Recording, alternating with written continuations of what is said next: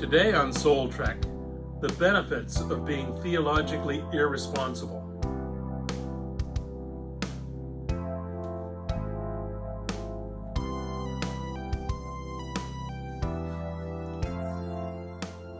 Many years ago, when I was studying theology, I was taking this class, and I don't remember what all the categories were, but we were asked to put ourselves in various categories depending on our theological perspective, or the point of view that we held at that time as Christian people and people soon to become leaders within the church. And I don't remember, like I say, what all the categories were. I remember my category was one that not only respected the theological point of view or the point of views of other faith groups, not just other Christian groups, but other religions, not only respected that, but felt as though there was truth in those groups that we could learn from, that we as Christian people could learn from. That was the group that I put myself in.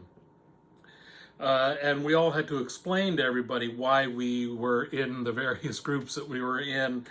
And the response of one of the professors was, after I described why I was in this group, was that, oh, that's being theologically irresponsible. Well, the person who said that to me was the Reverend Dr. Canon Eugene Fairweather.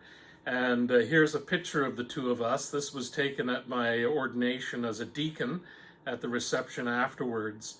In fact, he had just come up to me and said to me, this is just a few minutes after the ordination had ended.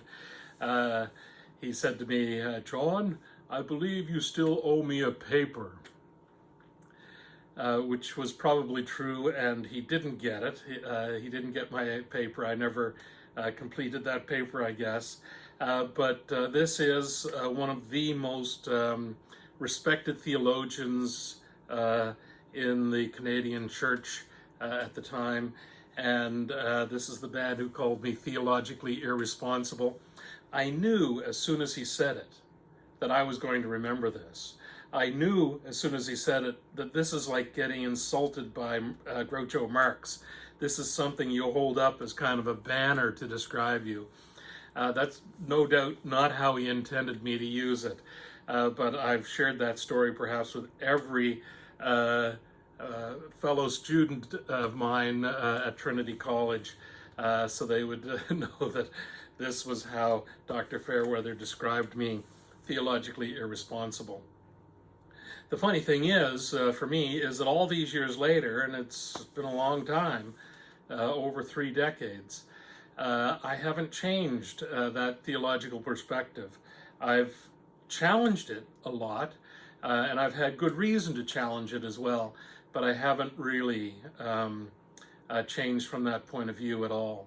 I do believe that as wonderful as the Christian faith is, and at my ordination, I think I had to sign a piece of paper that said that I believe that the Holy Scriptures contain everything necessary to salvation.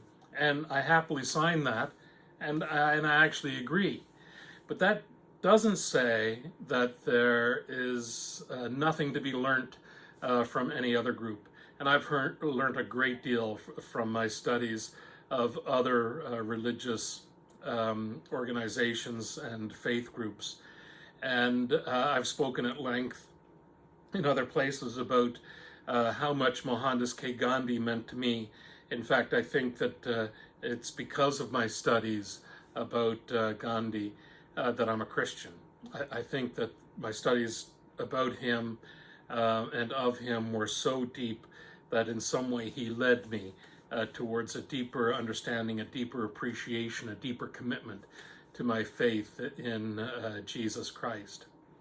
And I'm not the first one to say, Thomas Merton, many others have said that we have things to learn from one another and we shouldn't be afraid of one another.